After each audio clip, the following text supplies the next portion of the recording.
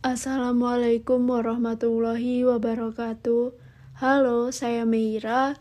Di sini saya akan melanjutkan membaca buku Sepi, Mengapa Manusia Merasakan Kesepian dan Bagaimana Berdamai Dengannya oleh Pijar Psikologi. Kali ini saya akan melanjutkan membacakan bab keempat dari buku ini, yaitu part 4, Cara Mengelola Kesepian. Berdialog dengan sepi. Anissa Puji Pratiwi.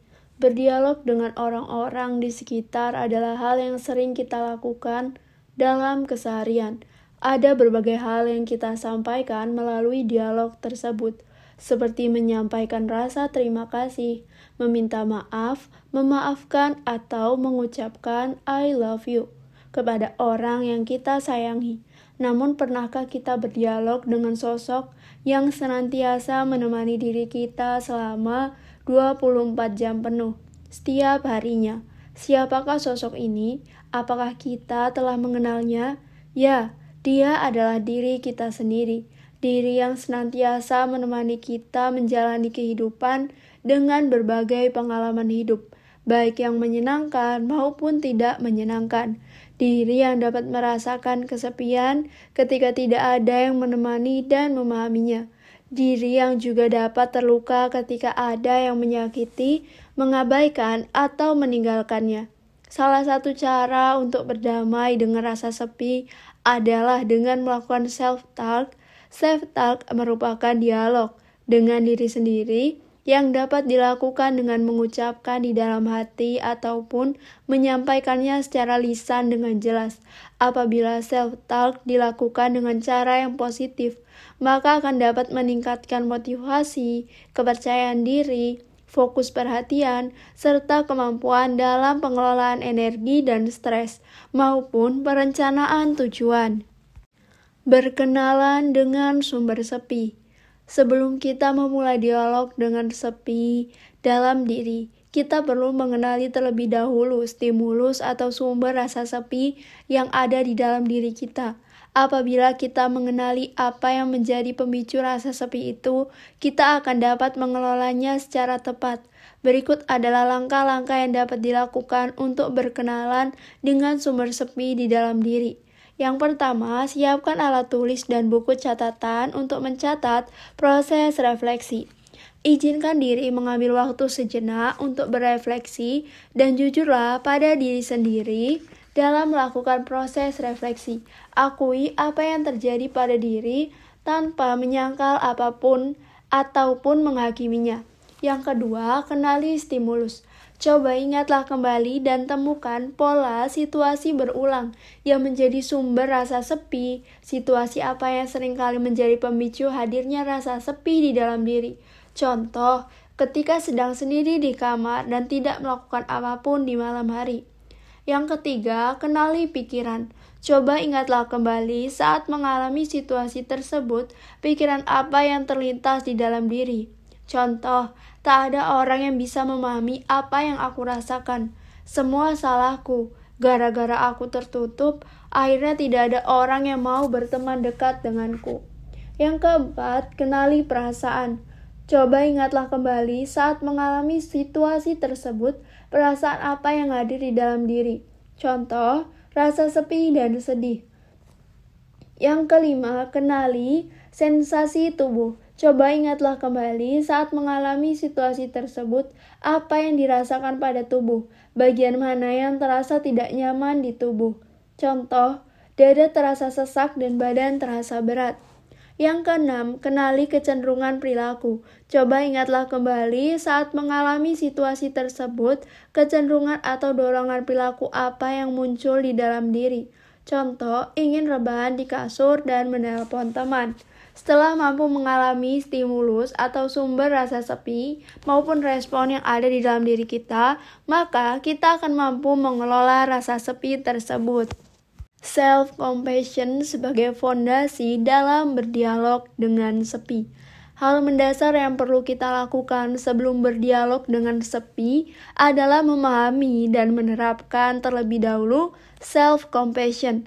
Maka self-compassion adalah kemampuan diri untuk mencintai, menyayangi, mengasihi, dan mengapresiasi diri sendiri. Tak hanya saat kita mengalami pengalaman yang menyenangkan, tapi juga saat kita mengalami pengalaman yang tidak menyenangkan.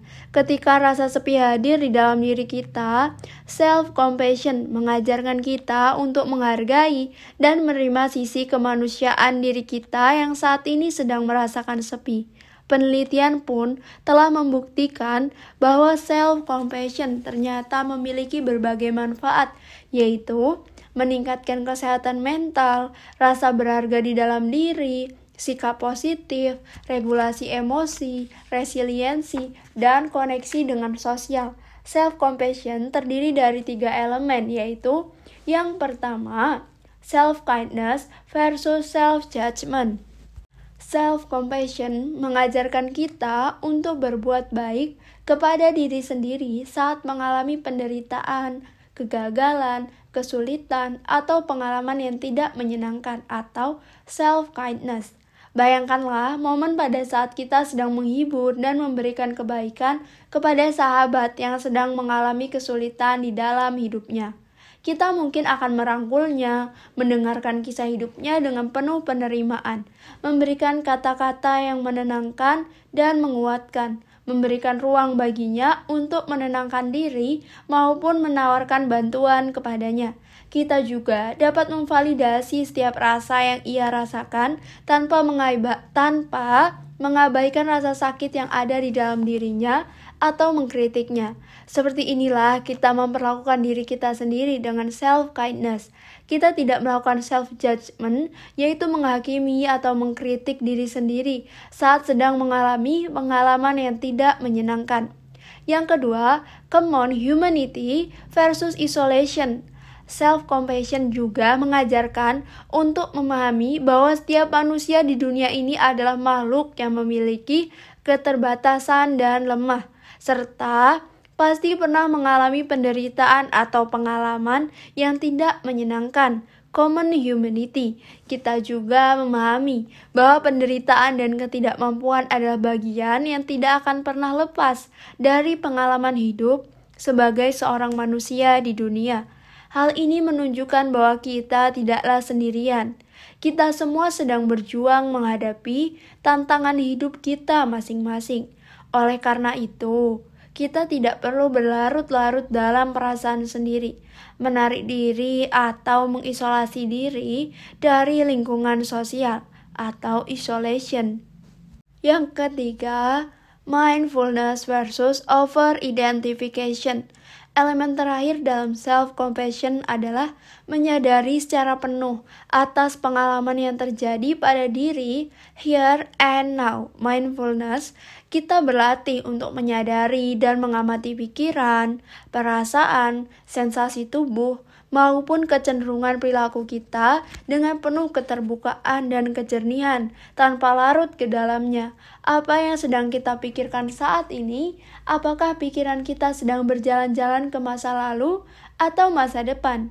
Bagaimana perasaan kita saat ini? Benarkah saat ini kita sedang merasa baik-baik saja? Ataukah ada perasaan lain yang hadir dan membuat diri kita merasa tidak nyaman? Apa yang dirasakan tubuh kita? Bagian tubuh mana yang terasa tidak nyaman? Bagaimana kecenderungan perilaku kita saat mengalami suatu peristiwa hidup tertentu? Apakah kita cenderung menghindar atau melawan? Selama ini kita mungkin sering mengidentifikasi diri kita dengan pikiran atau perasaan yang hadir di dalam diri, atau over-identification. Misalnya, saat sedang merasa marah, kita kemudian melihat bahwa diri kita adalah individu yang pemarah. Mindfulness melatih kita untuk memahami bahwa pikiran hanyalah sebatas pikiran, dan perasaan hanyalah sebatas perasaan. Mereka hanyalah bagian kecil dari diri kita, dan diri kita jauh lebih besar dari pikiran maupun perasaan tersebut. Kita memiliki kemampuan untuk mengamatinya tanpa larut ke dalamnya, seperti saat kita sedang duduk di pinggir sungai. Bayangkan pikiran dan perasaan kita sebagai daun-daun dan ranting-ranting pohon yang mengalir di sungai. Tugas kita hanyalah mengamati air yang mengalir, membawa guguran daun dan ranting pohon bersamanya tanpa perlu turun ke dalam sungai, mengejarnya dan mengambil satu persatu guguran daun dan ranting tersebut. Apabila kita melakukan dialog dengan sepi tanpa dilandasi self-compassion, seringkali proses dialog akan berakhir dengan penuh perasaan bersalah, menyesal, dan pesimistis. Sedangkan apabila self-compassion dapat kita terapkan sebagai fondasi, maka proses dialog akan membawa diri kita kepada optimistis dan dapat memunculkan kembali dorongan untuk senantiasa memperbaiki diri dan melanjutkan hidup dengan lebih baik. Menerima sepi serta mengambil tindakan. Seringkali ketika rasa sepi hadir di dalam diri, kita sibuk mencari keramaian di luar diri dengan harapan rasa sepi akan perlahan berkurang dan kemudian menghilang.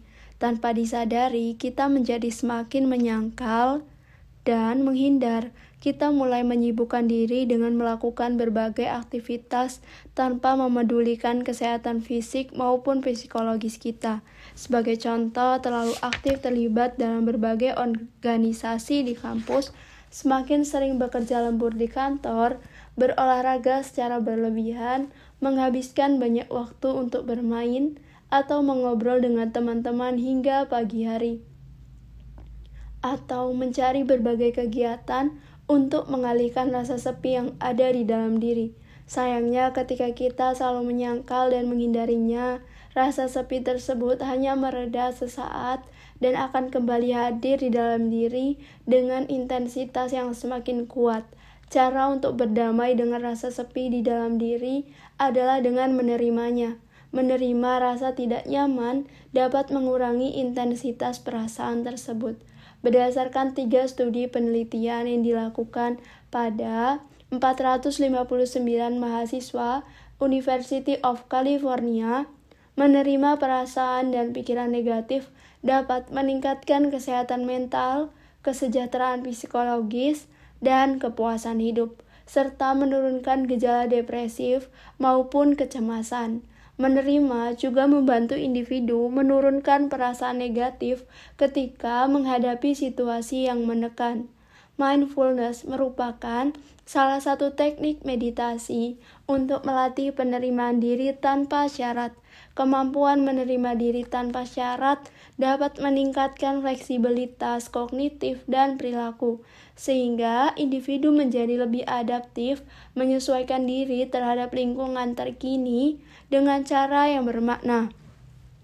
Mindfulness mengajarkan kita untuk menyadari secara penuh pengalaman di sini, kini, dan menerima pengalaman tersebut tanpa penilaian. Kita berlatih menjadi pengamat atas apa yang terjadi di dalam diri kita tanpa larut ke dalam pikiran atau perasaan yang muncul. Seolah-olah kita sedang menonton TV berisi pikiran dan perasaan yang datang serta pergi di dalam diri kita. Apa yang kita pikirkan saat ini? Perasaan apa yang hadir di dalam diri kita saat ini? Sensasi apa yang dirasakan di tubuh kita saat ini? Kecenderungan perilaku apa yang ingin kita lakukan saat ini? Tugas kita hanyalah mengamati saja tanpa memberi penilaian.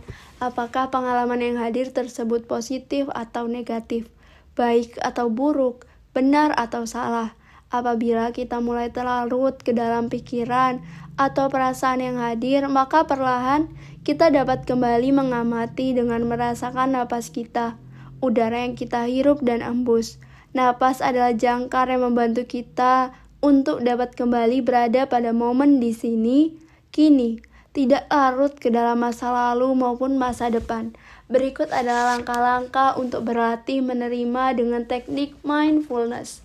Yang pertama, duduk dengan tegak dan rileks dalam posisi yang nyaman di kursi atau bersila di lantai. Yang kedua, letakkan kedua tangan di depan dada atau jantung dan pejamkan kedua mata. Yang ketiga, sadari dan rasakan napasmu. Rasakan segarnya udara yang kamu hirup mengalir masuk ke dalam hidung dan paru-paru. Rasakan perutmu mengembang, rasakan hangatnya udara yang kamu hembuskan mengalir dari paru-paru keluar melalui lubang hidung. Rasakan perutmu mengempis, amati dan rasakan sensasi di daerah hidung, dada atau perut saat kamu bernafas. Yang keempat, apabila ada pikiran dan perasaan yang hadir dalam diri, tidak apa-apa, hal tersebut wajar. Sadari pikiran dan perasaan apapun itu. Jujurlah pada diri dan akui pikiran serta perasaan tersebut ada di dalam diri. Kamu bisa mengatakan kepada diri sendiri, saat ini ada rasa sepi yang hadir di dalam diriku. Yang selanjutnya, yang kelima, terima. Pikiran dan perasaan tersebut ada di dalam diri, apa adanya, tanpa menilai, menahan, menolak, atau berusaha untuk segera mengubahnya. Kamu bisa mengatakan kepada diri sendiri, aku ikhlas, aku pasrah, menerima rasa sepi yang ada di dalam diriku saat ini. Aku ikhlas, aku pasrah, menerima bagian dari diriku yang saat ini belum mampu untuk sepenuhnya ikhlas menerima. Yang terakhir, yang keenam, peluklah diri dan perlahan-lahan amati kembali nafasmu.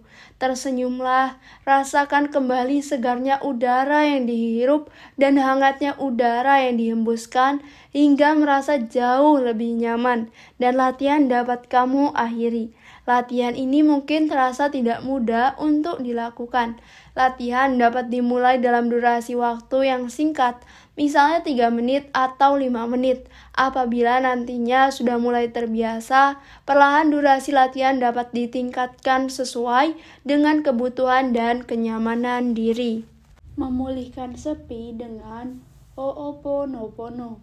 Setelah kita memahami self-compassion beserta 3 elemennya, kita dapat memulai berdialog dengan sepi. Kita dapat berdialog dengan menggunakan Ho'oponopono, metode pemulihan tradisional yang berasal dari Hawaii, untuk membantu diri kita berdamai dengan sepi. Ho'oponopono terdiri atas 9 langkah, yaitu yang pertama, mengawali latihan dengan berdoa, memohon petunjuk, pertolongan, dan pengampunan Sang Pencipta selama proses pemulihan. Yang kedua, mengidentifikasi masalah dan sumber daya di dalam diri untuk mengatasi masalah tersebut. Yang ketiga, menyadari kesalahan yang telah dilakukan.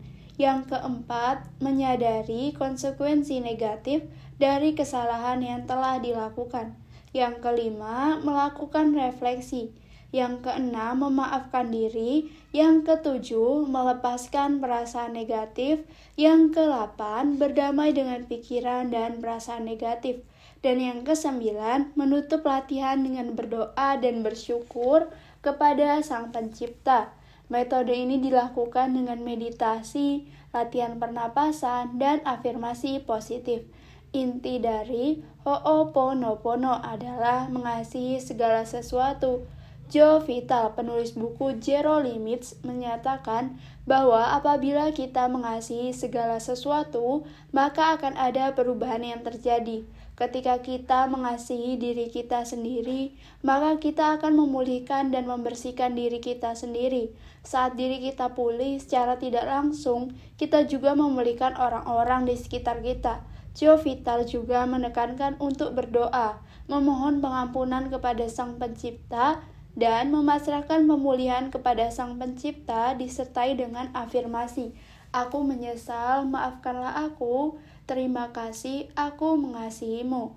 Selama berproses dengan Ho'oponopono, ucapkanlah afirmasi tersebut kepada diri sendiri dengan intonasi suara yang hangat dan menenangkan.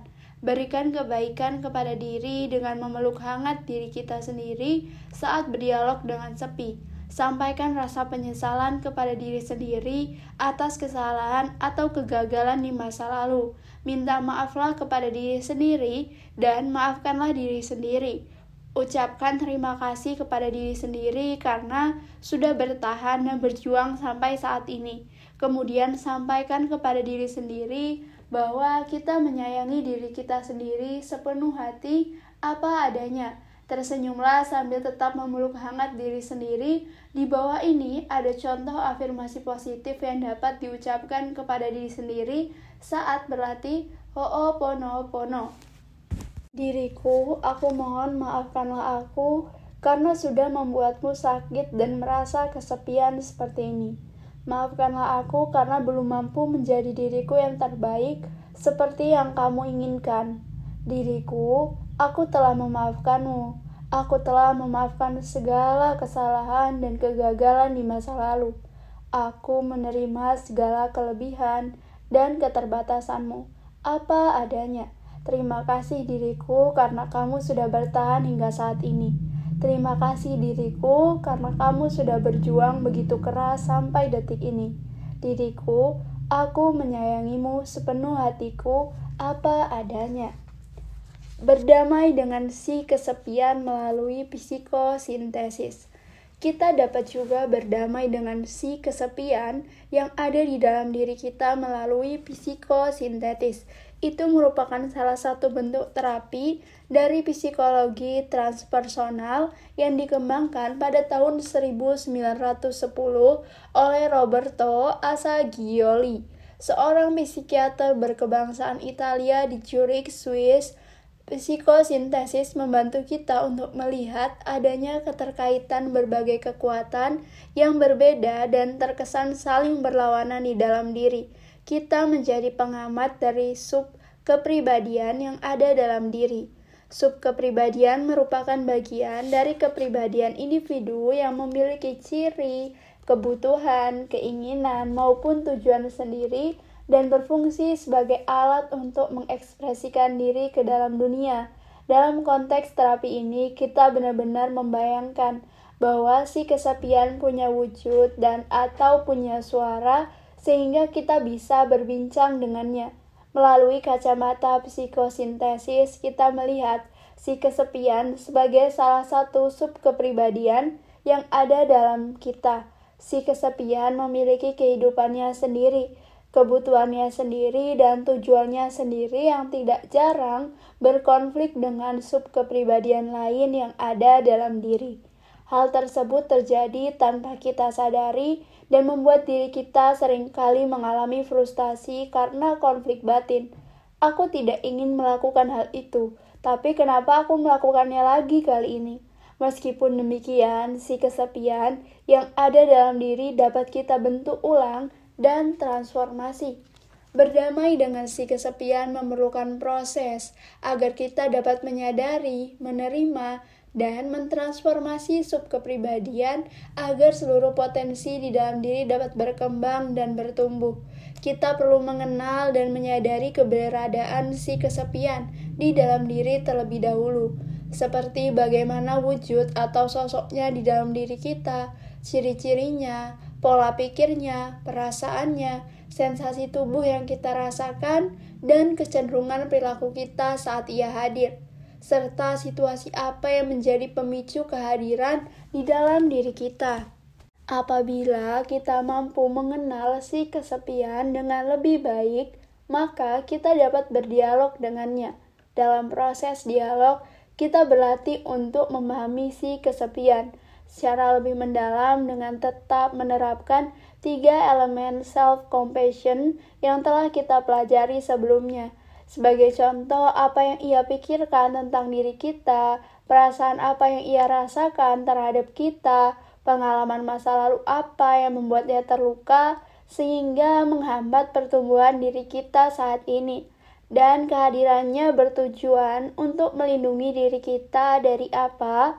Proses dialog juga mengajak kita untuk mengenali harapan apa yang si kesepian miliki, apa yang ia butuhkan, kebaikan atau potensi apa yang ia miliki tapi selama ini kita belum menyadarinya, serta pesan apa yang ingin ia sampaikan kepada kita. Proses dialog ini akan membantu kita untuk melihat si kesepian dari sudut pandang yang berbeda, sehingga kita dapat memahami bahwa ada kebaikan yang ia bawa ke dalam diri kita melalui kehadirannya. Kesadaran ini juga akan membantu si kesepian bertransformasi dari subkepribadian yang awalnya menghambat menjadi subkepribadian yang mendukung agar diri dapat terus bertumbuh menjadi pribadi yang lebih baik. Proses ini dapat membantu diri untuk melihat berbagai masalah yang kita hadapi dari sudut pandang yang berbeda dan menjadikannya sebagai kesempatan positif untuk bertumbuh. Proses berdamai dengan si kesepian melalui psikosintesis membutuhkan beberapa kali sesi terapi dalam kondisi yang sangat rileks dengan menggunakan berbagai cara, seperti melakukan visualisasi, menggambar, menulis, serta bergerak untuk berdialog dengan si kesepian di dalam diri. Oleh karena itu, proses ini tentunya harus didampingi oleh psikolog klinis yang telah mempelajari psikologi transpersonal dan juga telah mengalami proses terapi kepada diri sendiri oleh terapis. Psikosintesis merupakan terapi yang mendalam sehingga juga membutuhkan kesediaan dan kesiapan dari klien untuk berkomitmen dalam menjalani seluruh rangkaian proses hingga akhir sesi terapi. Namun, tidak semua orang perlu memproses rasa sepi dengan psikosintesis. Ada orang-orang yang bisa berdamai dengan kesepiannya dengan terapi lain, ataupun ketika mereka mulai bisa membuka diri dan mendapatkan relasi yang hangat di lingkungan mereka. Apabila kondisimu tidak kunjung membaik setelah melakukan berbagai upaya untuk mengelola rasa sepi, segeralah mencari bantuan psikolog klinis yang berkompetensi untuk mendampingimu berdialog dengan si kesepian. Namun, apabila saat ini kamu sedang atau telah melakukan proses terapi dan kebetulan bertemu dengan psikolog klinis yang mendalami psikologi transpersonal, maka sudah saatnya bagi kamu untuk berdialog dengan si kesepian di dalam diri. Dinamika kesepian, pikiran negatif, dan sensitivitas yang menjerat diri oleh Ernawati Widya Ningsih. Aku jarang bicara, pasti mereka menganggapku gak asik. Bagaimana kalau ternyata menurut mereka aku rekan kerja yang merepotkan? Kadang aku ingin berpendapat tapi takut salah bicara dan dibenci orang. Kalimat-kalimat di atas adalah contoh dari pikiran negatif yang kerap muncul pada orang yang memiliki kendala dalam interaksi sosial. Pikiran-pikiran negatif ini biasanya didasari oleh kekhawatiran, ketakutan, dan sensitivitas berlebihan terhadap hal yang dirasa mengancam, misalnya penilaian negatif dari orang lain. Hal di atas juga kerap terjadi pada orang yang mengalami kesepian. Orang yang kesepian disinyalir memiliki sensitivitas respon emosional yang berlebih pada perilaku orang lain dan mudah sekali memandangnya sebagai hal yang negatif.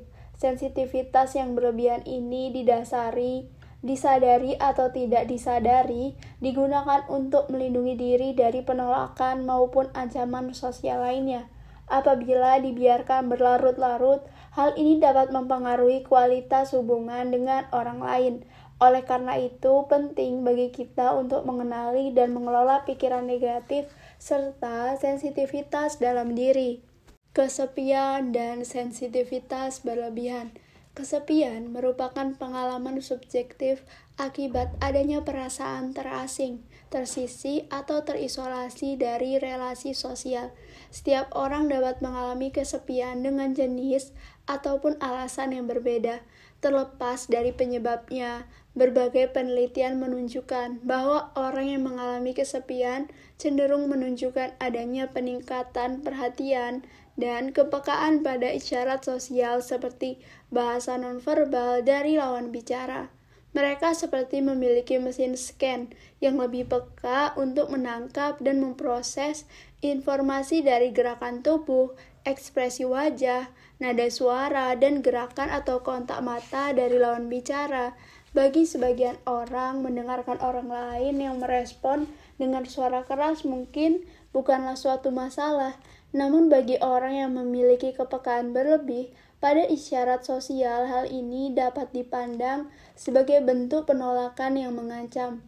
Orang yang kesepian menunjukkan kepekaan yang didasari dua hal. Pertama, mereka memiliki kepekaan akan isyarat sosial bernuansa negatif yang diartikan sebagai ancaman atau tekanan sosial.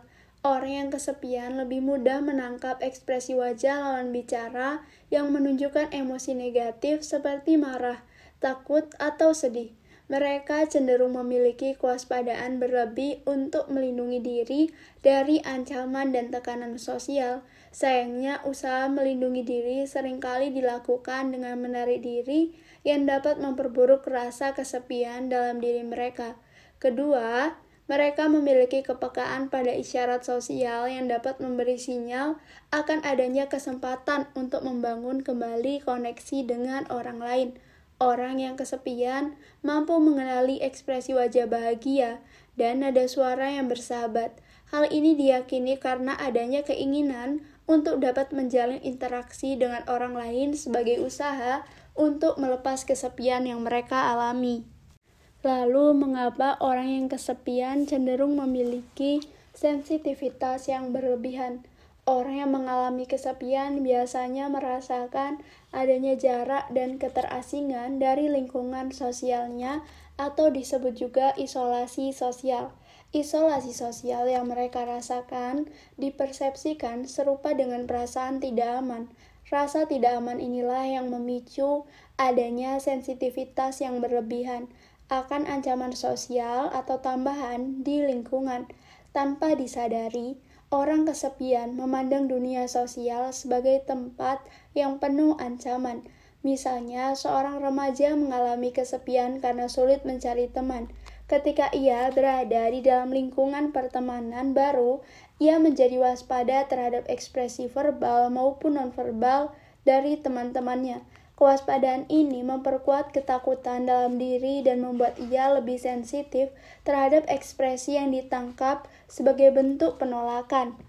Ketakutan dan sensitivitas ini mendorong kehadiran pikiran negatif seperti "saya memang kaku" dalam berbicara. Mereka pasti menganggap saya aneh dan akhirnya menjauhi saya.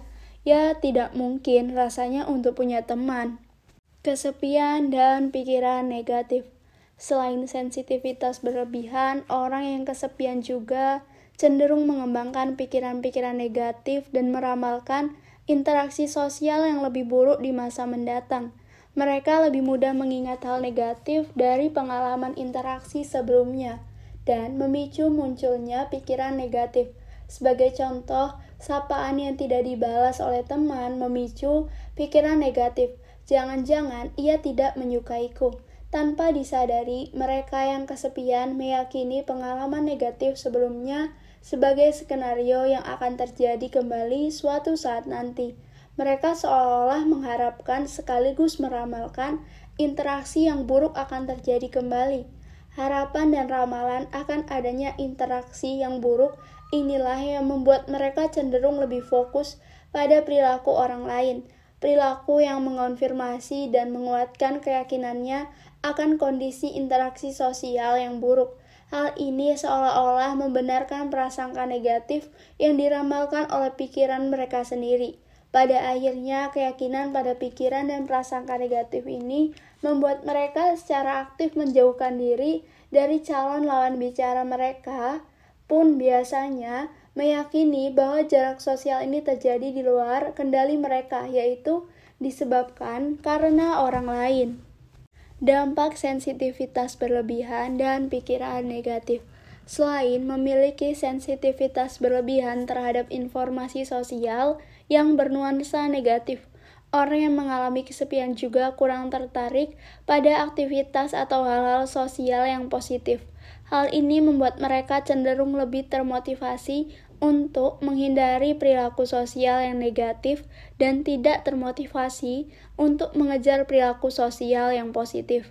Akibatnya, orang yang kesepian cenderung menghindari dan enggan mengambil resiko untuk terlibat dalam interaksi dengan hasil yang tidak pasti. Hal ini seperti siklus yang dapat menjadi perangkap bagi orang yang mengalami kesepian. Saat mereka merasakan adanya isolasi sosial, muncul motivasi dan harapan untuk terhubung atau terkoneksi kembali. Namun, mereka cenderung memiliki sensitivitas berlebih yang didasarkan pada ketakutan akan penilaian dari orang lain. Hal ini mungkin terjadi karena adanya pengalaman sebelumnya yang menyakitkan, misalnya penolakan, yang menimbulkan kecemasan untuk menjalin interaksi baru. Tanpa disadari, pikiran-pikiran negatif menjadi pembatas untuk dapat terlibat penuh dan membuka diri dalam interaksi. Mereka mulai melihat secara negatif sebagian besar interaksi yang dilakukan bersama orang lain dan kesulitan melihat hal positif dari interaksi tersebut. Pikiran-pikiran negatif ini pun membuat mereka cenderung melihat dari kacamata dan perspektif yang sempit. Orang yang mengalami kesepian mempersepsikan secara subjektif, baik itu perilaku, ekspresi wajah, maupun kata-kata orang lain yang menguatkan rasa tidak aman dalam dirinya, meskipun tidak disadari oleh bukti tertentu. Tidak didasari oleh bukti tertentu. Pikiran negatif dan bias memori karena sensitivitas berlebih biasanya diperkuat dengan munculnya perasaan-perasaan negatif yang memperburuk suasana hati. Munculnya rasa malu, marah, cemas, bahkan keraguan akan diri ketika berinteraksi dengan orang lain. Hal ini dapat memunculkan persepsi yang buruk pada diri dan mempengaruhi perilaku yang ditunjukkan dalam interaksi. Tidak jarang mereka meyakini bahwa diri mereka buruk dan gagal secara sosial. Berbagai perasaan tidak nyaman itu membuat mereka menunjukkan tingkah yang aneh dan kurang sesuai dengan konteks. Hal ini dapat membatasi kemungkinan interaksi baru berkembang menjadi hubungan yang baik. Tidak jarang orang dengan perasaan terisolasi secara sosial menjadi canggung saat ditempatkan pada suatu lingkup pertemanan.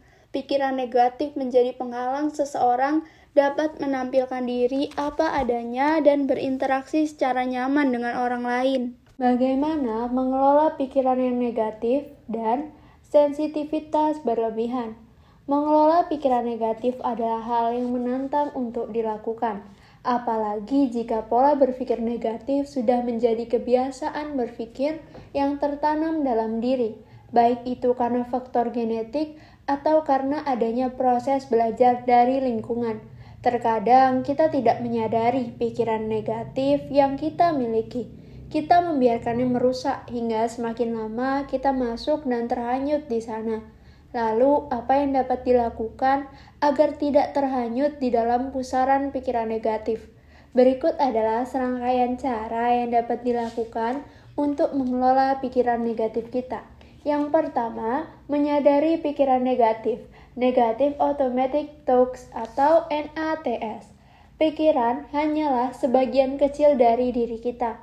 Terkadang pikiran yang kita miliki berdasar pada realitas, tapi sebagian lainnya merupakan praduga yang dapat membuat kita melompat pada kesimpulan tertentu. Tidak jarang pula praduga ini dapat memperkeruh keadaan. Contohnya saat kita mengirimkan pesan singkat dan tidak mendapatkan balasan. Ada kalanya muncul pikiran, pesanku tidak dibalas karena dia tidak menyukaiku.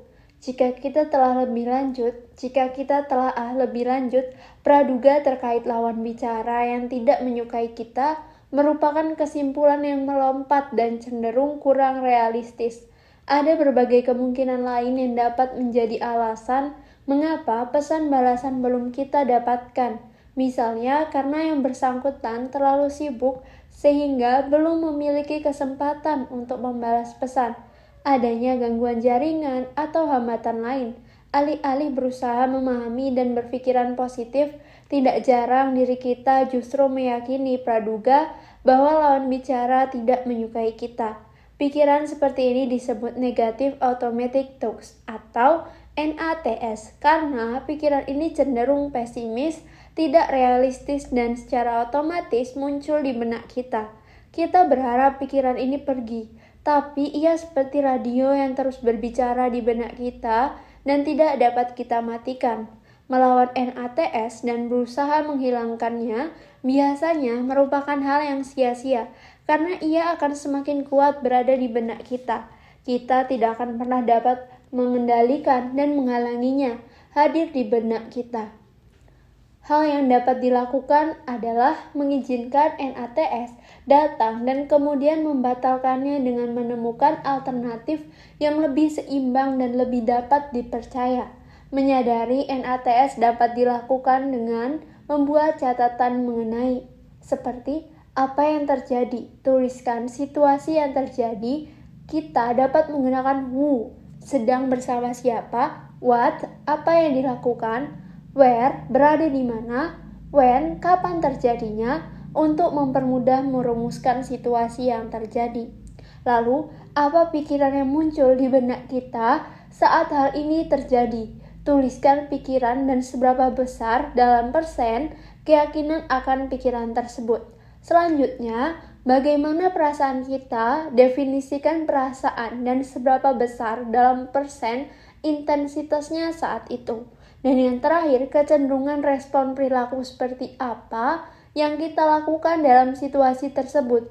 Tulis dan deskripsikan. Berikut terdapat contohnya. Situasi atau peristiwa berupa saat berbicara dengan orang baru di kegiatan ospek kampus.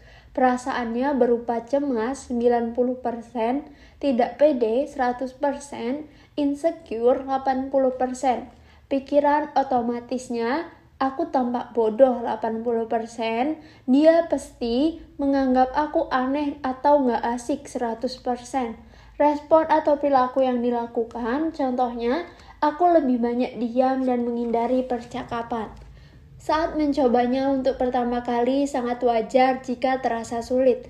Oleh karena itu, kamu perlu membiasakan diri dengan terus berlatih membuat catatan. Dengan membuat pencatatan, kita dapat lebih jelas memetakan NATS dan bagaimana manifestasinya pada perasaan dan perilaku. Yang kedua, menguji pikiran yang keliru. Pikiran kita memiliki cara yang cerdas dan persisten untuk meyakinkan tentang sesuatu yang tidak benar. Hal ini dapat terjadi karena adanya bias dalam proses mempersepsikan sesuatu atau bias pikir, baik itu akibat dari pengalaman di masa lalu atau karena proses belajar yang didapat dari lingkungan. Setelah memetakan NATS, saatnya untuk menguji kebenarannya dengan mengajukan beberapa pertanyaan di bawah ini dan menuliskannya dalam catatan. Yang pertama, adakah bukti yang mendukung pemikiran ini? Jika bukti ini didasarkan pada pengalaman masa lalu, mengapa ini berlaku untuk pengalaman yang baru ini? Yang kedua, adakah bukti-bukti yang tidak mendukung pemikiran ini? Fokuslah pada bukti yang kredibel, bukan berdasarkan pada perasaan atau pikiran, melainkan bukti nyata berupa fakta. Baik, saya akan membacakan contoh mengenai bukti yang menguatkan pikiran otomatis dan bukti yang melemahkan pikiran otomatis. Hal ini masih berkaitan dengan contoh peristiwa sebelumnya, yaitu mengenai saat berbicara dengan orang baru di kegiatan ospek kampus.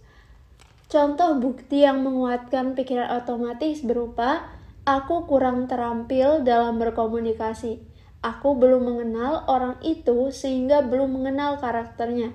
Bukti yang melemahkan pikiran otomatis berupa, sebenarnya caraku berkomunikasi sudah jauh lebih dari sebelumnya, dan temanku terlihat nyaman-nyaman saja denganku.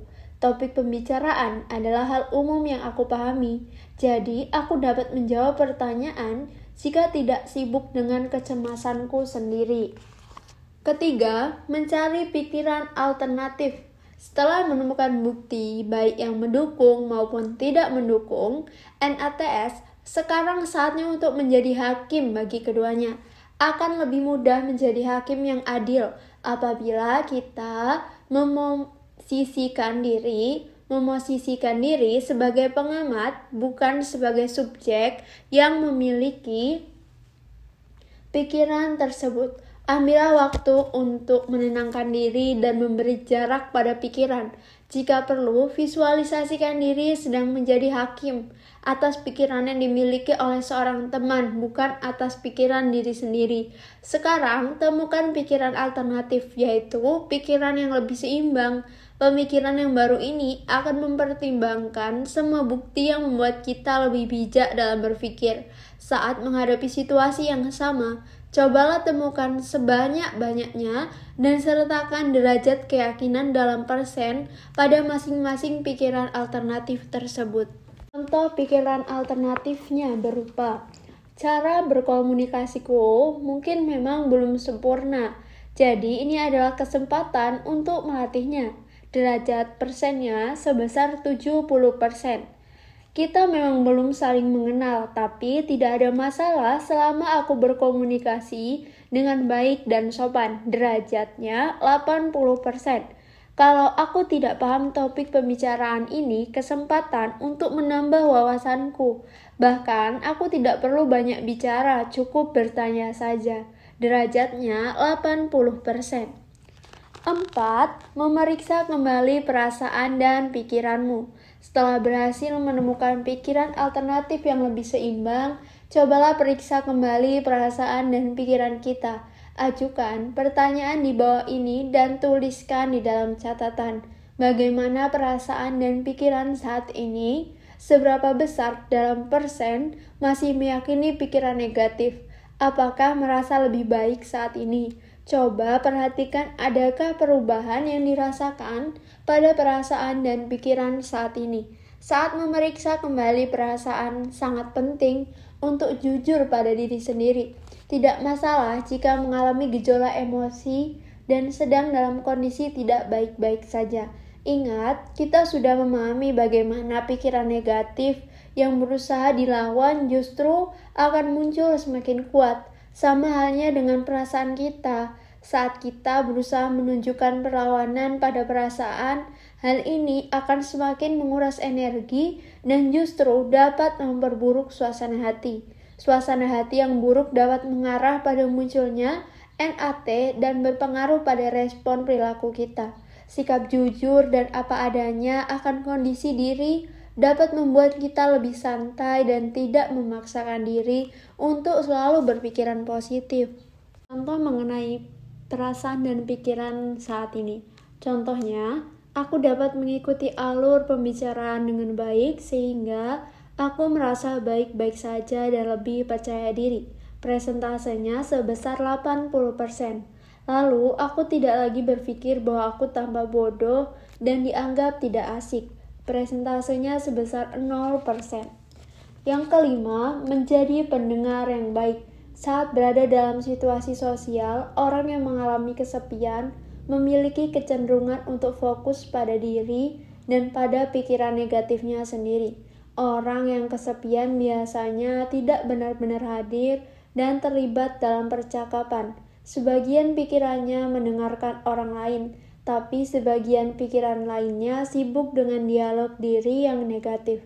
Cara lain yang dapat dilakukan untuk mengalihkan pikiran negatif adalah dengan lebih banyak menaruh perhatian pada orang lain. Perhatian yang dimaksud bukan berfokus pada perilaku atau kata-kata yang orang lain ucapkan sebagai respon dari perilaku kita, melainkan lebih berfokus pada konten yang mereka sampaikan. Jadilah pendengar aktif yang menunjukkan atensi atau perhatian pada isi pembicaraan.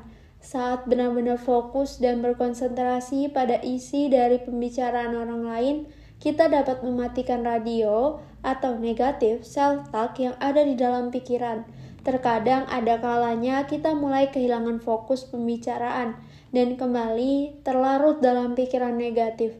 Fokuskan kembali atensi pada pembicaraan dengan memperhatikan kalimat terakhir dari lawan bicaramu. Setelah itu, coba tanyakan dan perdalam informasi itu dengan mengatakan, coba ceritakan lagi. Aku ingin tahu lebih jauh tentang, dan seterusnya.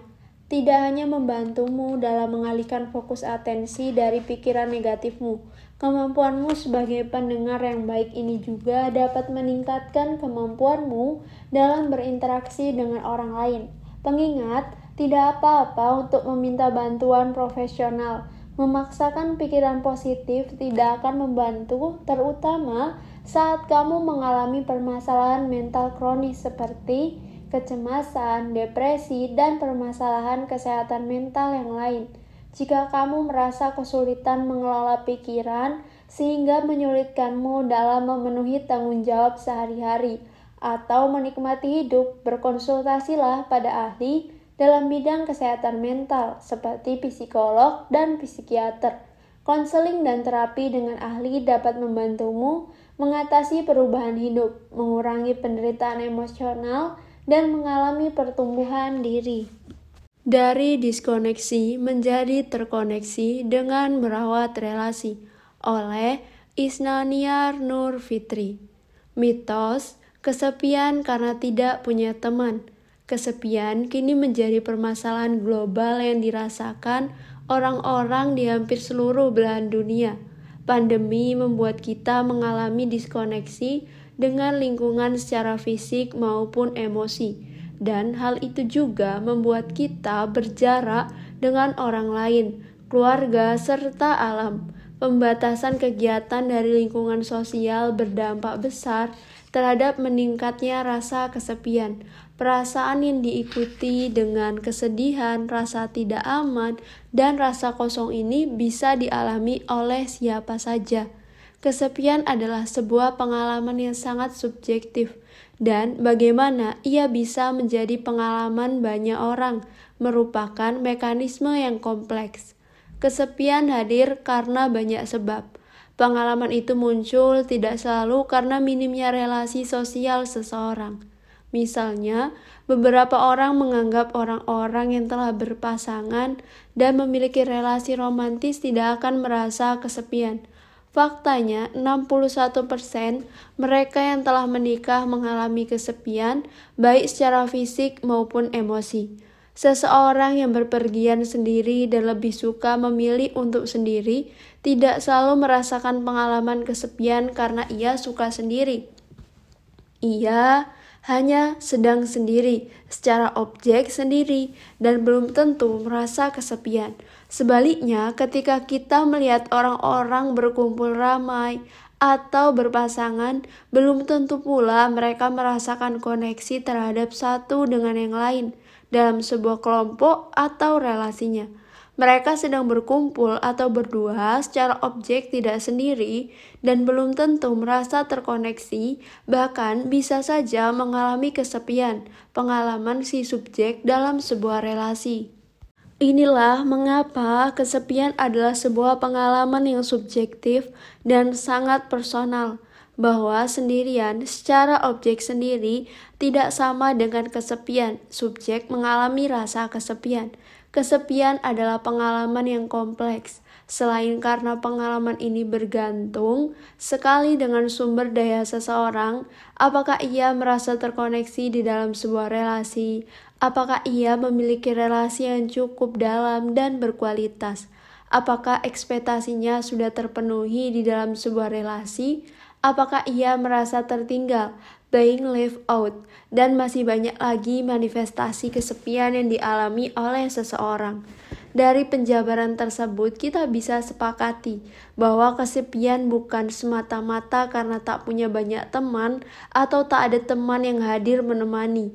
Namun lebih dari itu, kesepian adalah permasalahan psikososial, di mana rasa sepi yang hadir karena kurangnya sense of belong, rasa memiliki, tidak adanya pengalaman menjadi bagian dari komunitas, rasa didukung dan dipahami, terlebih karena isu sosial, misalnya gaya hidup urban dengan jadwal kerja yang padat dan tempat tinggal yang diganti dengan gedung-gedung tinggi, sehingga meminimalisir para penghuni untuk bersosialisasi dan berkumpul dalam suatu kelompok. Hal ini dapat mempengaruhi kondisi tubuh, terutama asupan nutrisi yang masuk ke dalam tubuh.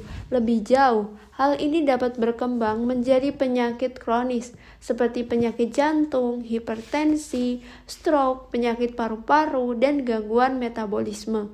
Hal ini bisa berdampak pada sistem otak yang mempengaruhi penurunan kualitas kesehatan mental, seperti mengalami stres yang intens, depresi, kecemasan, hingga muncul pemikiran bunuh diri sampai menyebabkan kematian. Melewati dan mengelola kesepian adalah bagian dari proses mengenali diri kita. Bagaimana kita bisa melewati masa-masa sepi ini sangat bergantung pada sumber daya yang bisa kita upayakan. Kita bisa mulai dari kemampuan untuk lepas dari rasa sepi, sehingga kita mampu membangun kembali koneksi dan relasi secara sadar. Kita pun bisa memiliki relasi yang berkualitas, serta menemukan kembali makna hidup yang sebenarnya kita cari. Bagaimana menjalin relasi yang dalam dan berkualitas? Menurut KBBI, Kamus Besar Bahasa Indonesia, kata relasi adalah hubungan atau pertalian, sedangkan koneksi adalah hubungan atau pertalian yang bisa memudahkan segala urusan atau kegiatan. Untuk bisa berdamai dan mengelola kesepian, kita perlu membangun kembali relasi yang mampu memudahkan atau melancarkan kebutuhan kita sebagai manusia, baik secara fisik, psikis, mental, maupun spiritual, sehingga kita bisa merasa terhubung atau terkoneksi dan menemukan makna di balik rasa sepi. Berdamai dengan kesepian dimulai dari membangun kembali relasi yang sempat terputus, disconnected. Relasi dengan siapa dan relasi yang bagaimana yang perlu kita bangun. Yang pertama, reconnected dengan diri sendiri. Pertama, perlu kita sadari bahwa rasa sepi ada di dalam diri kita, di dalam tubuh, di dalam setiap sel-sel kita, menurunkan sistem imun kita, dan mempengaruhi cara otak serta gen bekerja. Sebagai contoh, dalam kondisi kesepian, kita cenderung mengalami emosi negatif yang intens dan menyebabkan produksi hormon kortisol meningkat, sehingga ekspresi genetik pun terpengaruh. Misalnya, terjadi inflamasi berlebihan di dalam sel sehingga menyebabkan sel rusak. Maka dari itu, hal pertama yang perlu kita benahi adalah relasi dengan diri sendiri. Diri kita sudah benar-benar berrelasi ke seluruh ruang. Diri kita terdiri atas ruang fisik, emosi, pikiran, serta jiwa. Apakah kita sudah benar-benar berrelasi dengan seluruh ruang di dalam diri kita? Apakah kita terhubung dengan diri kita sendiri, baik secara fisik, emosi, pikiran, maupun jiwa? Kesepian adalah emosi yang muncul ketika ada kebutuhan kita yang tidak terpenuhi, misal rasa memiliki dan tergabung dalam suatu kelompok atau perasaan terhubung dengan orang lain.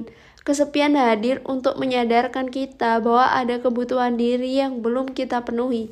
Maka yang perlu dilakukan adalah kembali pada diri sendiri dan menyelami rasa kesepian yang hadir. Misalnya dengan latih mindfulness, journaling, atau yoga. Mindfulness. Orang-orang yang mengalami kesepian rata-rata akan memiliki tingkat emosi negatif yang intens dan sebaliknya. Emosi positif sangat rendah sehingga mereka kesulitan dalam mengelola diri dalam kesehariannya. Mengelola emosi adalah kunci dalam melepas kesepian yang hadir, dan pengelolaan emosi merupakan tanggung jawab pribadi masing-masing. Tidak ada kaitannya dengan orang lain.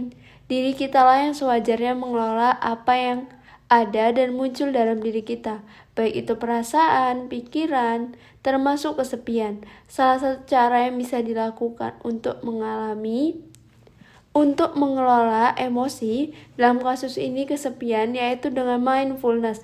Seperti yang sudah disinggung pula pada artikel sebelumnya, mindfulness telah banyak dibutuhkan oleh berbagai studi dan penelitian. Salah satu penelitian baru-baru ini di Amerika menyebut bahwa latihan berbasis mindfulness, keterampilan dalam mengamati pengalaman saat ini dengan berorientasi pada penerimaan tanpa penilaian, telah menunjukkan peningkatan dalam proses membangun hubungan sosial. Kemampuan mengamati pengalaman yang terjadi di sini kini dapat dilatih melalui praktik meditasi nafas. atau teknik mindfulness lainnya yang berfokus pada pengamatan oleh 5 indera: peraba, pengecap, penglihatan, pendengaran, dan penciuman, melalui napas untuk bisa membawa kesadaran di sisi kini, here and now, misalnya melukis, menulis, merajut, dan lain-lain. Latihan-latihan tersebut mampu membawa kembali pikiran, perasaan yang dirasakan sulit untuk melakukan yang dirasa sulit untuk dicerna, kembali ke dalam tubuh dan jiwa untuk bisa hadir secara utuh dan sadar sepenuhnya. Dengan rutin berlatih mindfulness terbukti mampu menurunkan tingkat regulasi ekspresi gen yang terkait dengan inflamasi dan secara psikis mampu meregulasi tingkat kesepian.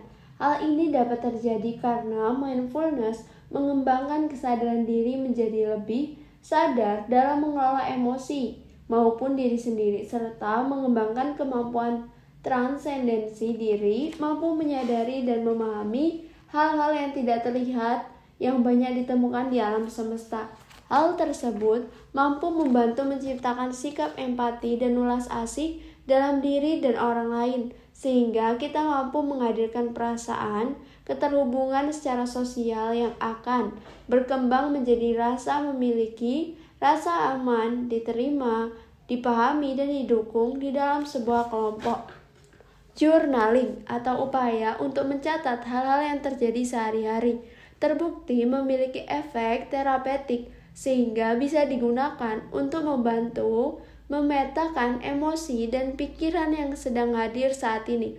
Journaling adalah kegiatan menulis yang bersifat ekspresif untuk mengungkapkan emosi atau pikiran yang mendalam dan biasanya banyak ditekan untuk diekspresikan sehingga bisa diamati dan dipahami tanpa ada penilaian dan bersifat personal. Menulis secara ekspresif dapat menurunkan tingkat stres secara psikis maupun psikologis seperti menurunnya ketegangan otot, mengurangi tingkat keringatan, dan menurunkan tekanan darah serta menurunkan ritme detak jantung. Journaling telah banyak dikaji dari berbagai studi dan penelitian. Journaling terbukti efektif dalam mengurangi tekanan psikis akibat stres atau tumpukan emosi negatif, mampu meningkatkan kesejahteraan, meningkatkan fungsi tubuh, serta meningkatkan kualitas hidup. Menuliskan perasaan maupun pikiran yang muncul dapat menurunkan tingkat kecemasan. Salah satunya dengan meninjau ulang pikiran kita sendiri terhadap sesuatu di masa lalu. Dan seringkali hal itu menghidupkan kembali emosi serta pengalaman masa lalu. Kita seperti diajak untuk kembali mengenali diri sendiri yang sebelumnya mungkin belum sempat kita ketahui. Menulis dengan ekspresif tanpa penilaian juga memungkinkan kita untuk belajar jujur apa adanya pada diri sendiri. Menulis seringkali menjadi cara yang paling efektif untuk mengekspresikan diri, mengenali, dan menerima diri apa adanya. Sehingga di sini kita bisa memperkuat hubungan dengan diri sendiri dan orang-orang di sekitar kita. Penjelasan detail mengenai journaling akan disampaikan pada bagian panduan untuk hidup sendiri dan berbahagia. Yoga menjadi sarana meditasi dalam gerak yang dapat digunakan untuk membantu kita meregulasi emosi dan membawa kembali kesadaran di sini. Kini, dalam gerakan yoga, kita diajak untuk mengembalikan perhatian dan fokus ke dalam diri melalui nafas. Hal ini telah banyak dikaji dan terbukti efektif meningkatkan kemampuan fisik, mengurangi stres, memperkuat kemampuan kognitif, meningkatkan kemampuan berkonsentrasi, serta daya ingat, meningkatkan kesadaran diri, dan memperkuat mental serta emosi seseorang. Untuk dapat membangun relasi yang sehat dan berkualitas, perlu dimulai dari menjalin relasi dengan diri sendiri. Kesadaran diri amatlah penting untuk dikelola, sehingga harapannya kita bisa meningkatkan interaksi sosial serta mengatasi kesulitan dalam menjalani relasi hubungan.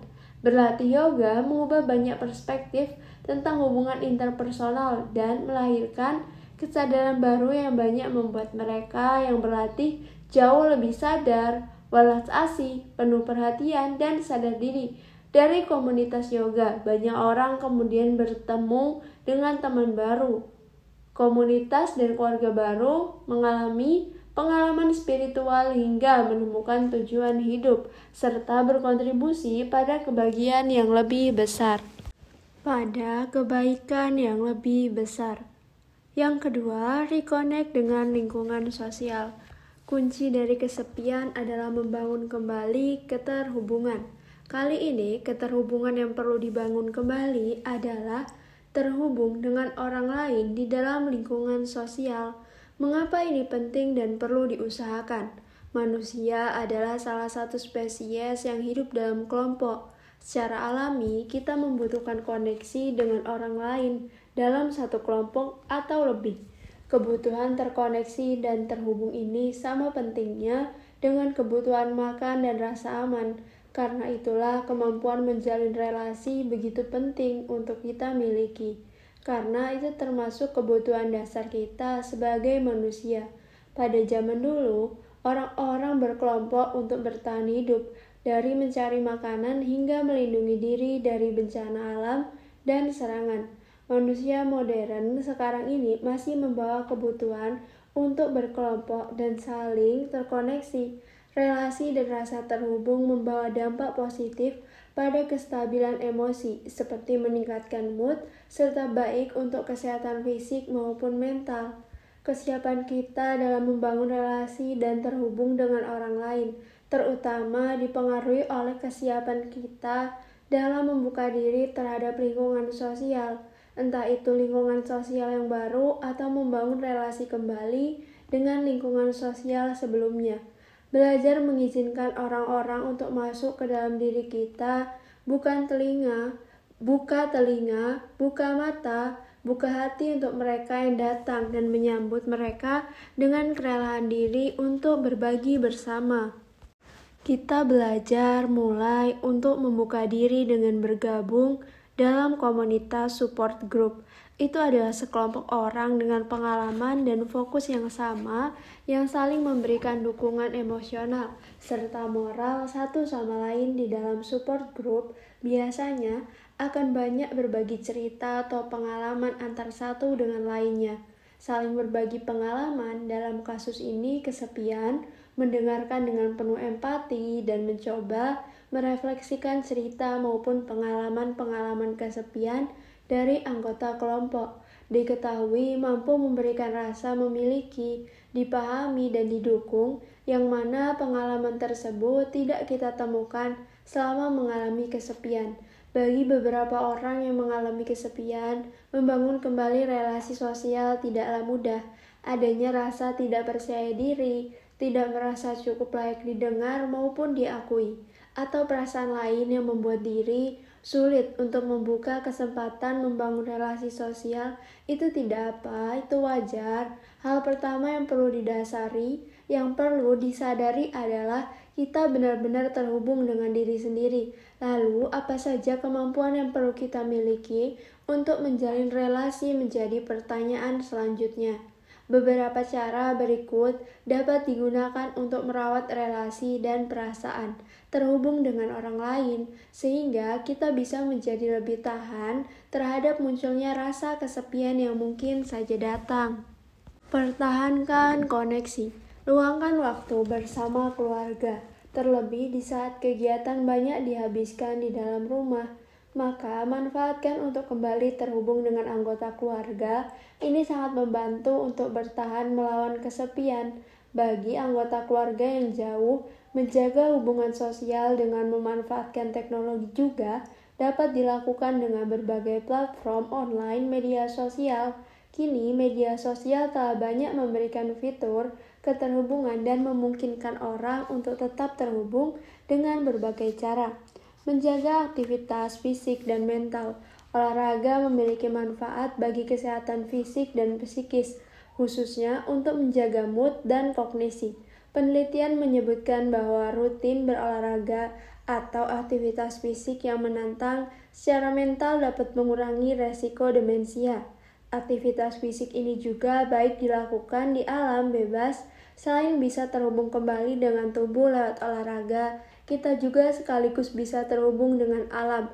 Mood akan meningkat dan kita bisa merasakan jauh lebih baik karena paparan sinar matahari sambil bersosialisasi dengan orang lain.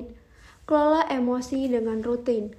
Kelola pikiran, emosi, dan suasana hati dengan rutin dan selaras. Kesepian sering dikaitkan dengan pikiran negatif, kognisi. Berlatih menyadari napas dengan meditasi napas atau bentuk meditasi atau relasi lainnya sangat membantu untuk menetralkan pikiran dan tubuh. Hal ini dapat menurunkan tingkat kecemasan dan depresi pada seseorang yang mengalami kesepian. Selain itu, dukungan emosional dari orang-orang terdekat amatlah penting selama masa sulit ini. Apakah kita menyadari gejala-gejala pikiran negatif, perasaan cemas, maupun fase depresi dalam diri? Segera meminta bantuan profesional apabila kita merasa sudah tidak mampu mengelolanya. Terapi menghadapi kesepian oleh Anissa Fitria.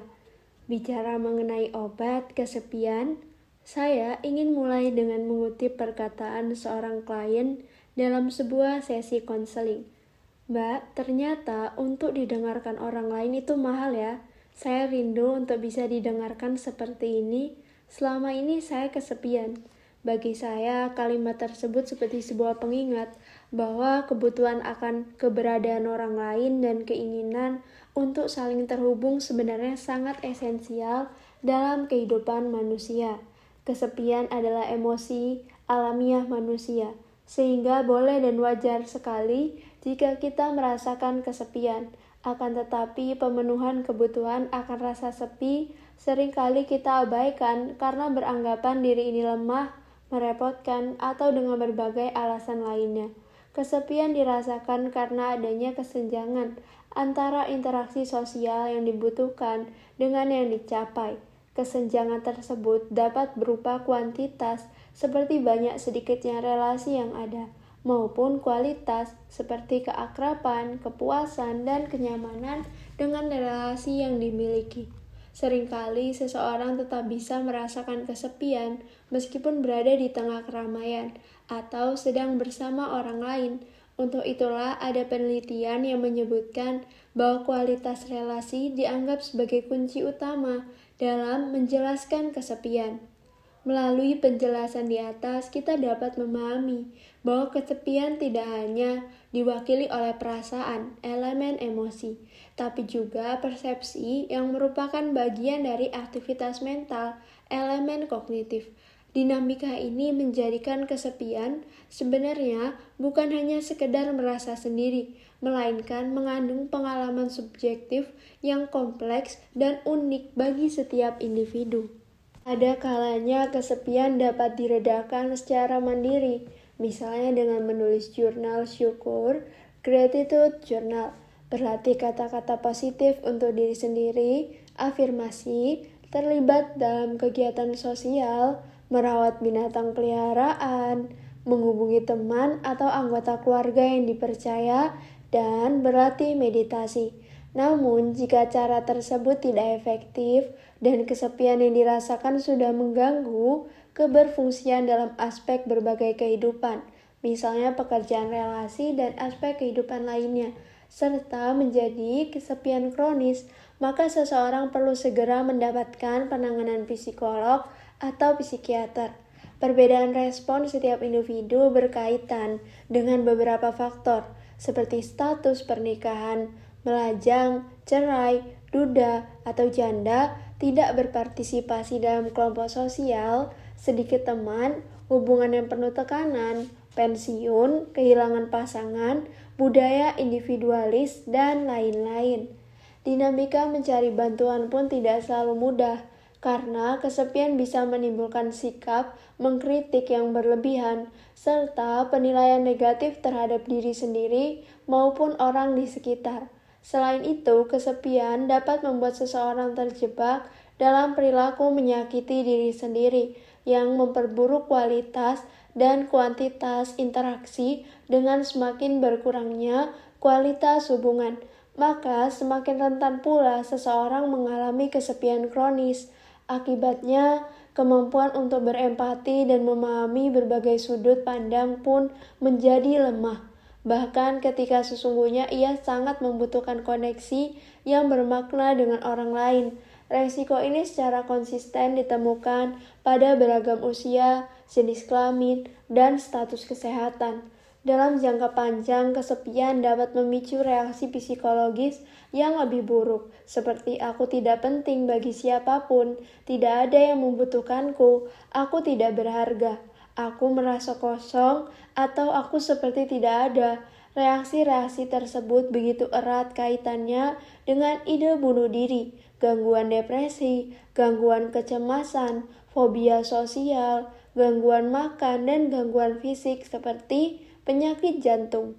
Kesepian bisa menjadi faktor resiko munculnya gangguan mental dan gangguan fisik.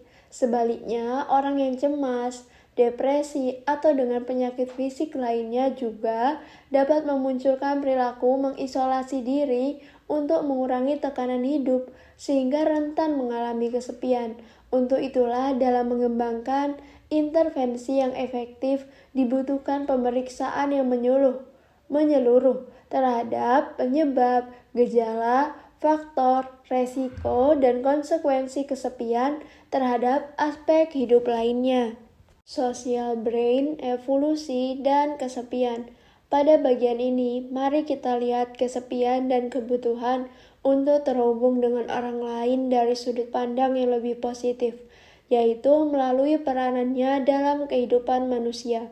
Kebutuhan manusia untuk terkoneksi merupakan bagian dari adaptasi dan perubahan dari masa ke masa atau dikenal juga dengan evolusi. Teori evolusi menyebutkan bahwa makhluk hidup yang mampu bertahan hidup dan meneruskan generasinya melalui reproduksi adalah yang bisa menyesuaikan diri dengan tuntutan lingkungan. Primata lain sebelum spesies manusia saat ini memecahkan masalah dari predator lingkungan dengan hidup berkelompok. Seiring perjalanan waktu, primata-primata berikutnya pun semakin terampil dalam menciptakan koherensi, kestabilan, dan kelompok sosial yang terkoordinasi. Kualitas interaksi sosial yang bermanfaat dan dapat diandalkan tersimpan sebagai warisan genetik. Namun sayangnya ada interaksi yang justru membawa kerugian bahkan sampai kepada keturunan berikutnya. Misalnya karena paparan konflik berkelanjutan, eksploitasi, kekerasan, dan sebagainya. Rupanya kelangsungan hidup primata tidak hanya bergantung pada kemampuan untuk mengidentifikasi teman saja, tapi juga mengenali musuh. Dalam konteks ini, otak berperan kunci untuk menangkap informasi dari lingkungan sosial, lalu mengambil langkah-langkah pemeliharaan, perbaikan, atau pengganti dari aktivitas sosial yang mengancam menjadi memuaskan. Dampak evolusi dalam kaitannya dengan interaksi sosial berusaha dipahami melalui otak sosial, social brain. Istilah social brain berawal dari dugaan bahwa primata kera, simpanse, termasuk manusia, membutuhkan ukuran otak yang lebih besar daripada spesies lainnya karena kehidupan bersosial yang lebih kompleks. Kompleksitas di sini bukan merujuk pada jumlah elemen sosial, melainkan esensi perilaku dan struktur yang lebih rumit. Dugaan tersebut diperkuat dengan hasil penelitian bahwa semakin besar ukuran kelompok sosial primata, maka proporsi neokorteks atau bagian otak yang mengatur fungsi berpikir dan fungsi mental lainnya seperti persepsi, nalar, bahasa juga semakin besar. Hal tersebut bermakna bahwa untuk memproses informasi sosial yang semakin kompleks dibutuhkan ruang yang sebanding. Pada level individu, hasil penginderaan otak manusia menunjukkan bahwa seseorang dengan ukuran otak bagian samping, temporal lobes, dan bagian depan, frontal lobes, yang besar berkaitan dengan kapasitas dalam memahami hubungan sebab akibat perilaku manusia dan menghadapi tekanan lingkungan. Oleh karena itu, individu tersebut memiliki relasi sosial yang lebih berkembang secara proporsional.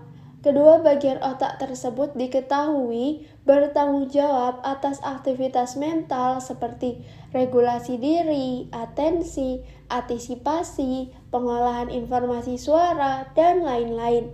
Penelitian lain berusaha untuk memahami apakah otak memang memiliki wilayah yang bekerja untuk menangkap dan mengolah informasi sosial.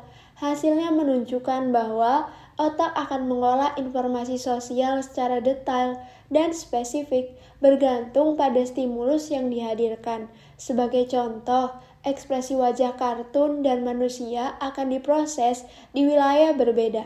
Begitu pula dengan rangsangan yang lebih kompleks serta melibatkan emosi seperti ekspresi wajah tersenyum dengan bentuk muka geometris disertai suara lembut dan warna kulit putih berambut panjang, tidak mengaktifkan wilayah yang dengan tampil wajah manusia saja.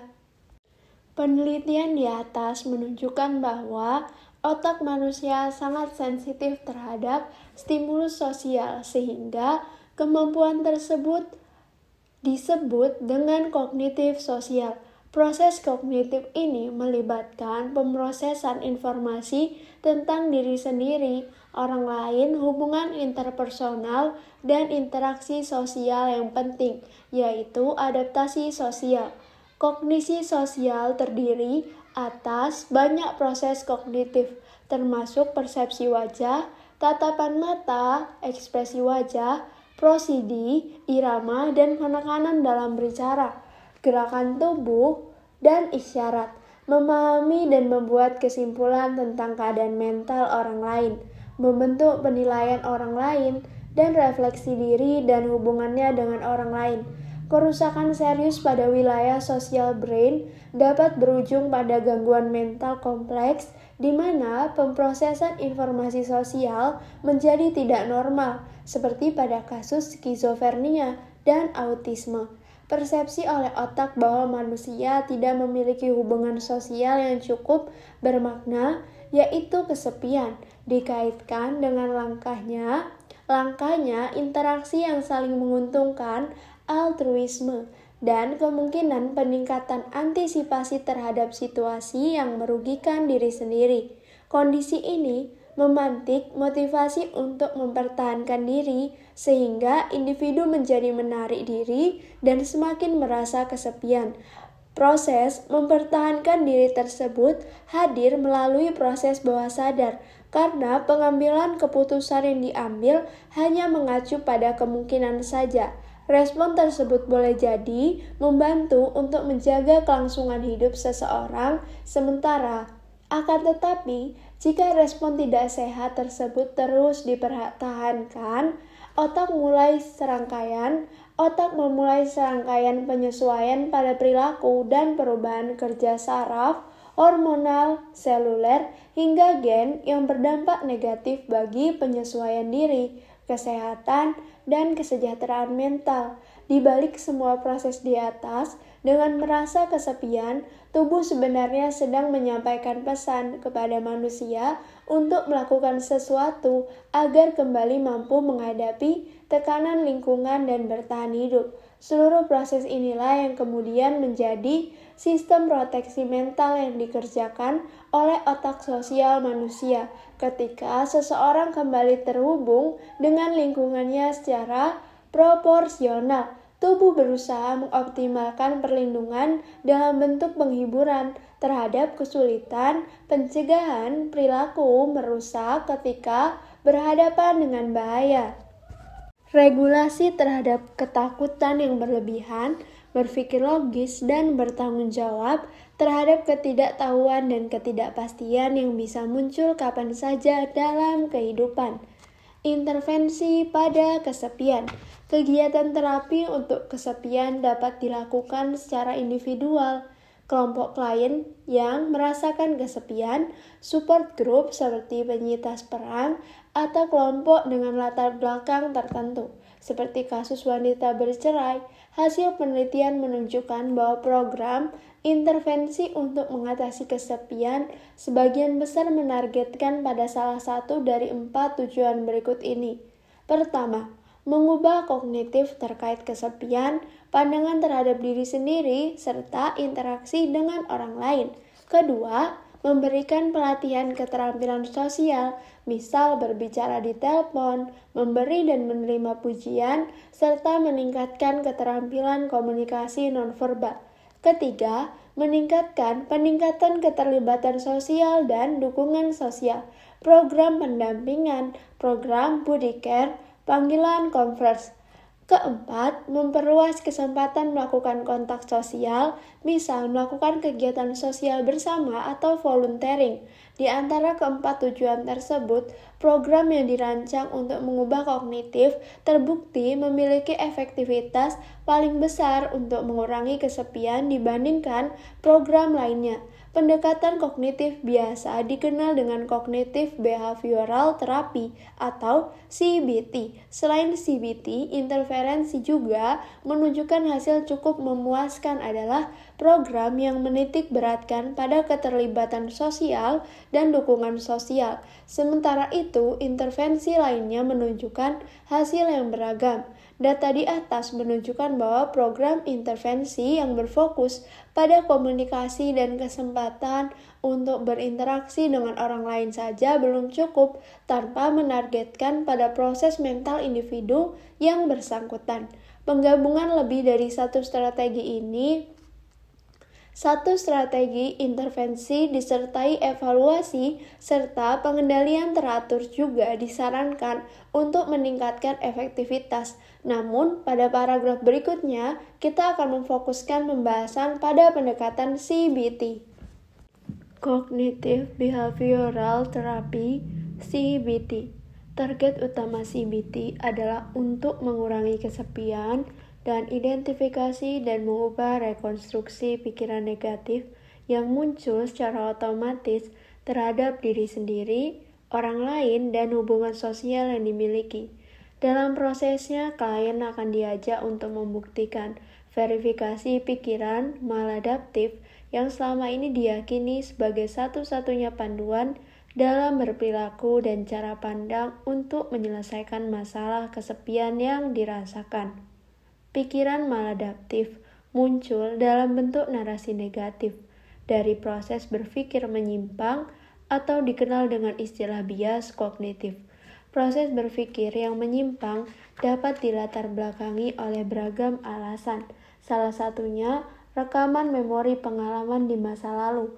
Dengan mengenali beragam jenis kesalahan berpikir, diharapkan klien lebih menyadari bahwa pola-pola berpikir tersebut perlu dibenahi. Sayangnya, tidak semua orang langsung menyadari penyimpangan cara berpikir. Beberapa orang beranggapan bahwa pemikirannya sudah paling rasional dan benar. Ketika seseorang terjebak dalam kesalahan berpikir, pola tersebut akan cenderung bertahan dan berlanjut untuk segala situasi yang biasanya dikenali dalam bentuk asumsi. Untuk mengubahnya dibutuhkan usaha dari klien untuk menantang asumsinya sendiri. Berikut ini adalah beberapa jenis kesalahan berpikir dan contohnya. Yang pertama, si pengambil kesimpulan, generalization, biasanya menyimpulkan situasi berdasarkan satu kejadian yang pernah dilihat atau dialami sebelumnya atau berdasarkan bukti yang terbatas.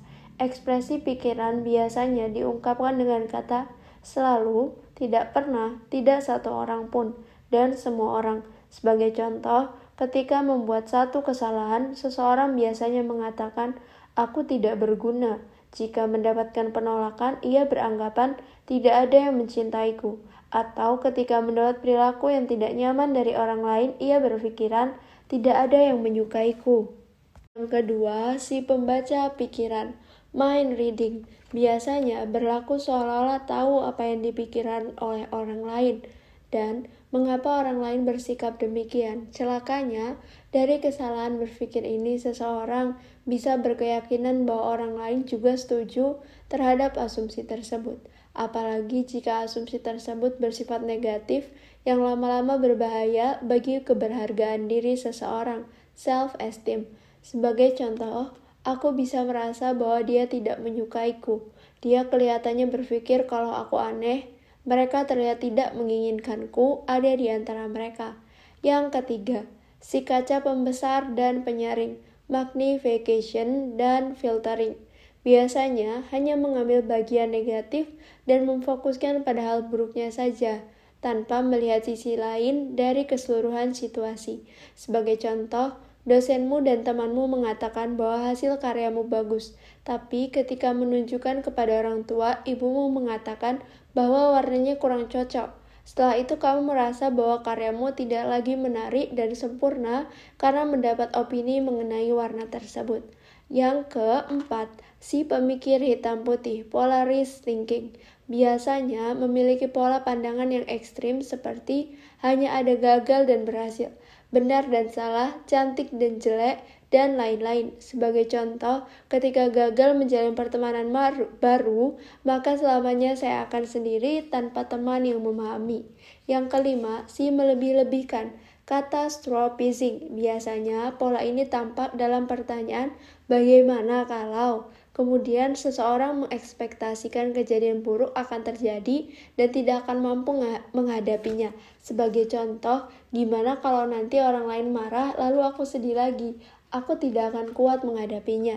Lalu yang selanjutnya, si terlalu perasa, personalization. Biasanya seseorang beranggapan bahwa apa yang dilakukan dan terjadi di sekitarnya merujuk atau terkait dengan dirinya. Sebagai contoh, ketika ayahmu berkomentar rumah berantakan, lalu kamu dengan segera merasa bahwa ayahmu sedang menganggap kamu tidak berguna di rumah. Padahal di rumah ada ibu, 3 kakak, dan 1 adik. Selanjutnya, si tukang menyalahkan, blaming, merupakan kebalikan dari personalization, yang mana seseorang akan menyalahkan lingkungan untuk bertanggung jawab atas segala sesuatu yang terjadi pada dirinya. Seseorang dengan gaya berpikir ini akan merasa kesulitan untuk mengubah dirinya karena merasa dirinya adalah korban, dan sikap orang lain sebagai contoh, gara-gara dia aku merasa kesal, kalau dia tidak meninggalkanku, aku tidak akan menjadi seperti ini. Selanjutnya, si tukang menyalahkan diri, self-blame. Biasanya meyakini bahwa dirinya lah yang harus bertanggung jawab atas semua situasi yang terjadi. Sebagai contoh, ketika kantormu kehilangan proyek penting, kamu berusaha mencari pembenaran bahwa kamu telah melakukan suatu kesalahan pada prosesnya. Ketika temanmu butuh waktu sendiri, kamu merasa bahwa kamulah yang menyebabkan si teman ini menjauh. Selanjutnya, yang terakhir, si kaku, rigid thinking. Biasanya menggantungkan kebahagiaan dan keberagaman diri kepada pendapat orang lain, sehingga ia berusaha meyakinkan orang lain bahwa apa yang ia pikirkan dan lakukan adalah benar. Sebagai contoh, aku tidak mengerti kenapa dia bisa berpandangan demikian. Pasti ada yang salah denganku. Pikiran negatif yang biasa digambarkan oleh klien layaknya ada yang berbisik di kepala, sehingga membuat perasaan tidak tenang dan mengganggu aktivitas. Klien biasanya berharap bahwa pikiran-pikiran tersebut pergi, tapi tidak bisa. Respon tersebut justru seperti senjata makan tuan, karena semakin seseorang berusaha membuat penghalang agar pikiran tersebut tidak muncul, semakin pikiran tersebut menetap dan mendominasi. Semakin seseorang berharap pada hilangnya pikiran negatif, semakin ia menaruh perhatian pada pikiran tersebut, lalu proses mental tersebut. Perhatian itu dilanjutkan dengan persepsi penalaran dan pemberian makna yang membuat pikiran tersebut tetap ada, bahkan lebih kuat. Oleh karena itu, psikolog atau psikiater tidak akan meminta untuk mengkontrol dan menghalangi pikiran negatif yang muncul. Cognitive Behavior Therapy (CBT) akan membantu untuk merefleksikan sejauh mana pikiran menggambarkan apa yang sebenarnya terjadi di dunia nyata, lalu mengevaluasi dan menawarkan sudut pandang lain yang lebih rasional. Dengan demikian, pikiran akan menemukan kondisi seimbang dibandingkan dipenuhi dengan emosi yang mengganggu pikiran negatif dan keyakinan yang belum tentu benar. Pada beberapa kasus tertentu, misal kesepian disertai dengan gangguan fisik, depresi, atau gangguan psikologis lain, maka terapi obat farmakoterapi bisa jadi dibutuhkan agar proses CBT menjadi lebih efektif. Pemberian farmakoterapi tentunya dilakukan di bawah pengawasan psikiater atau dokter. Ya, bagian pertama dari buku ini telah selesai. Semoga kalian semua bisa mendapat banyak manfaat dari bagian ini. Dan semoga kita bisa bertemu di bagian selanjutnya dari buku ini di waktu yang akan datang. Terima kasih telah mendengarkan.